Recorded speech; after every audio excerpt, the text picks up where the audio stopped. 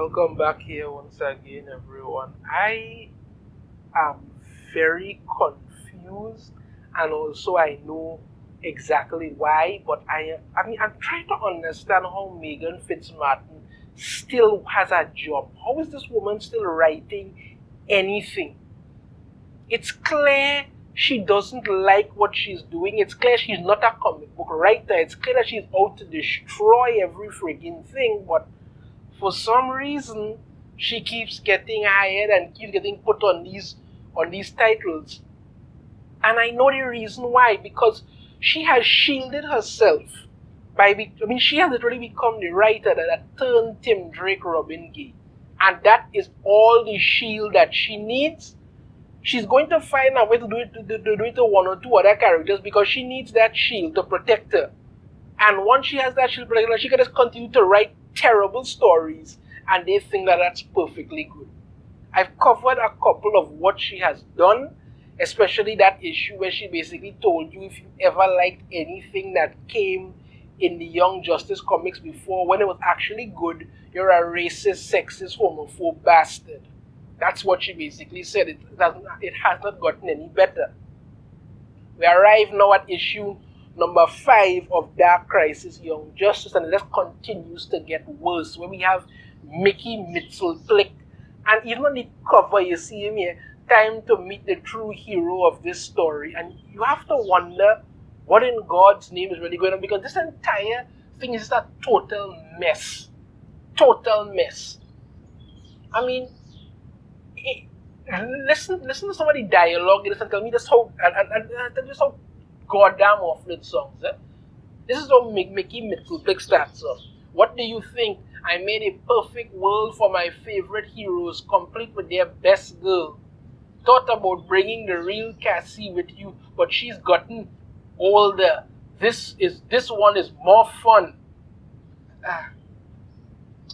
I don't even know where to start with that one, honestly.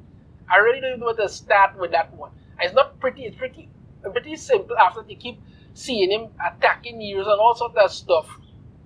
And it just goes on. What you end up getting when you listen to him and he rambles on, it just sounds like a giant prepubescent child going on with it. So stuff again, the people who brought you up, who trained you, who promised you the world, they failed you, left you alone, left you to rot. And instead, they got new proteges to play with, their own children in some cases. How can you compete with that? You're talking about God Awful, John Kent, Damian Wayne, and Kid Flash. And you're like, what is this supposed to even be about anymore? It doesn't make any kind of sense whatsoever. And you get more of his tantrum-inducing crap. It's about our entire generation getting stuck in limbo, like we're disposable. You think you were the only ones promised something? I was supposed to take over control of the 5th dimension once this generation of heroes took their rightful mantles. So, you basically say that, it's about the entire generation getting stuck in limbo. How is the generation getting stuck in limbo? The generation you're talking about was one of the best generations in DC Comics history. It should have moved on, grown, and evolved. Instead, it has become a giant woke disaster that nobody is supposed to speak out against at all.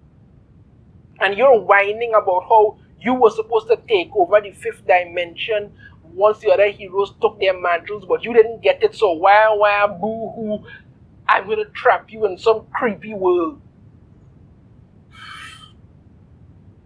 But then he goes on, but no, we weren't set up for success. In fact, time and again, we were brought down. I wanted to bring you here to give you a gift. Here, you can take out the people who did the most damage in your lives. Your mentors never did that, did they? Just told you to suck it up and move on. And the weird thing about it in this book, and the weird thing about it is that, before I get to that, let me get to talking about the actual page that really sets what is going on with this set. Because here's what he had to say. And listen to this, please. I'm going to explain something to you. This is what Mickey Mitzelblick has to say. Haven't you noticed you have been replaced with people who don't have any right to be here?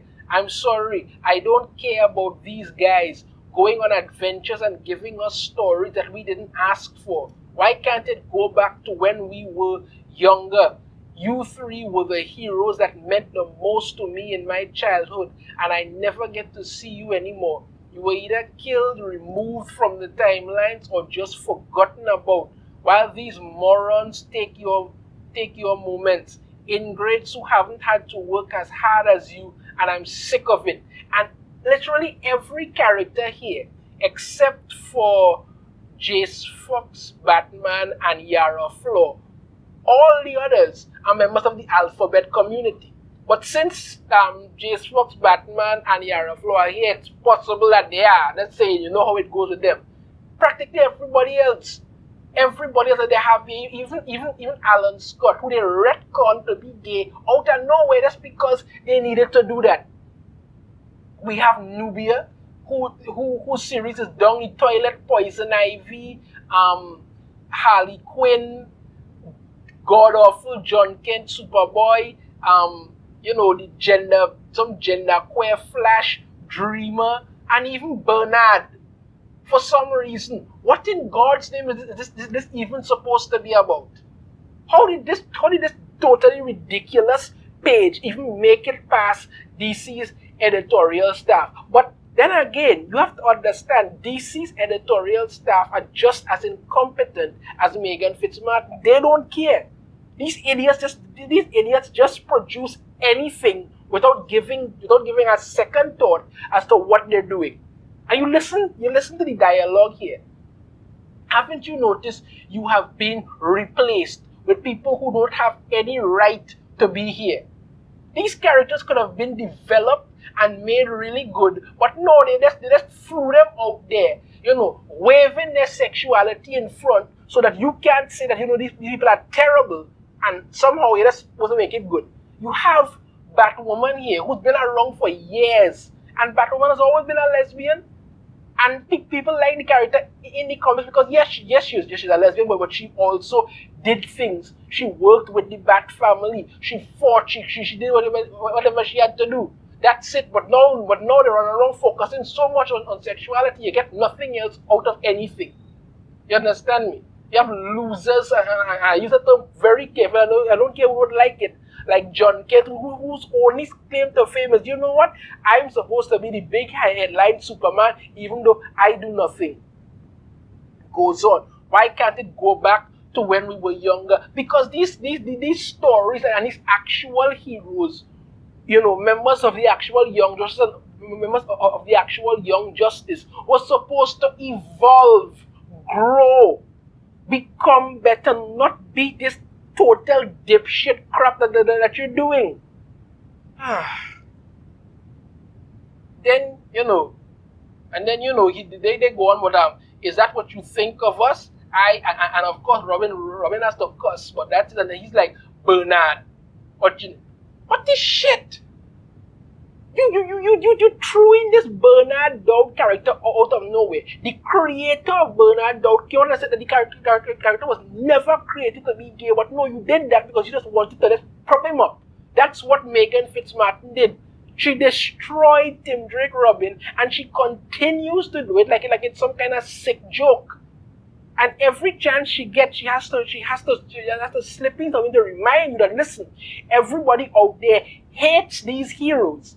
Everybody out there hates these people, and here I am using this person, using this Mitzelblick as some kind of sounding board to say that everybody, all these DC fans and things hate all these different alphabet community heroes that they just either swapped, threw in, whatever, because you know why we are all such bastards. We're hating them because of their sexuality, even though that is all you lead with, nothing else, absolutely nothing else. But this god awful page somehow, and this god awful comic somehow made it past DC's god awful editorial staff. These people are idiots, total idiots.